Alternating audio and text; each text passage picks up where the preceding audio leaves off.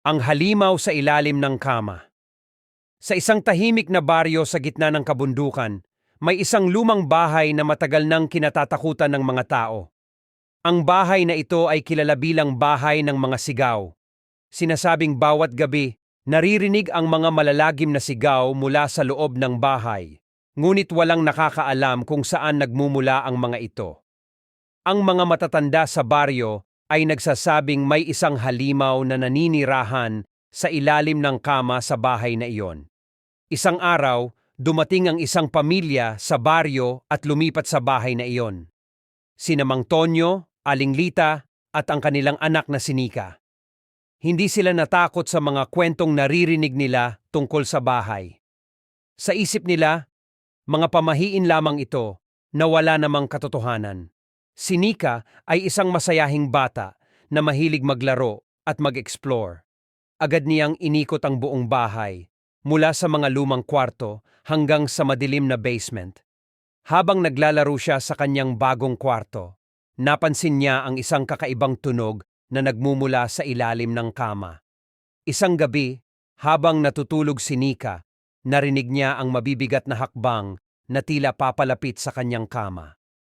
Dahan-dahan siyang nagising at nakinig sa paligid. Nang wala siyang makita, lumingon siya sa ilalim ng kama.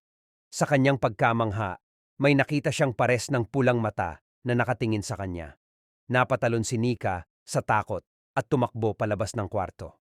Kinuwento niya sa kanyang mga magulang ang kanyang nakita, ngunit hindi sila naniwala.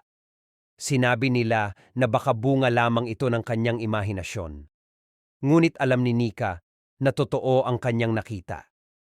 Kinabukasan, nagdesisyon si Nika na alamin ang tungkol sa kwento ng bahay. Pinuntahan niya ang matandang si Lola Bising, ang pinakamatandang residente sa baryo. Ayon kay Lola Bising, matagal nang naninirahan ang halimaw sa ilalim ng kama sa bahay na iyon.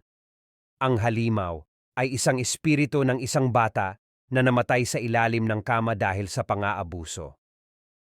Ngayon, naghahanap ito ng mga bagong biktima.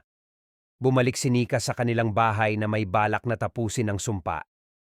Sinabi niya sa kanyang mga magulang ang nalaman at ngayon ay naniwala na sila.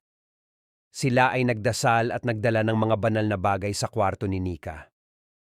Sa gabing iyon, muling narinig ni Nika ang mga hakbang papalapit sa kanyang kama. Ngunit sa pagkakataong ito, hindi siya natakot.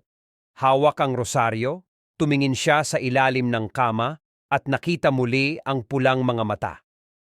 Sa kanyang pagkabigla, lumabas mula sa ilalim ng kama ang isang anyong batang lalaki na umiiyak. Si Nika, kasama ang kanyang mga magulang, ay nagdasal at inialay ang kaluluwa ng batang espiritu sa Diyos. Unti-unting naglaho ang anyo ng bata, kasama ang lahat ng kasamaan sa bahay. Mula noon, hindi na narinig ang mga sigaw sa bahay na iyon. Ang pamilya ni Nika ay patuloy na namuhay ng mapayapa sa bahay. Ang bahay na dating kilala bilang bahay ng mga sigaw ay ngayon ay isang simbolo ng kaligtasan at katapangan.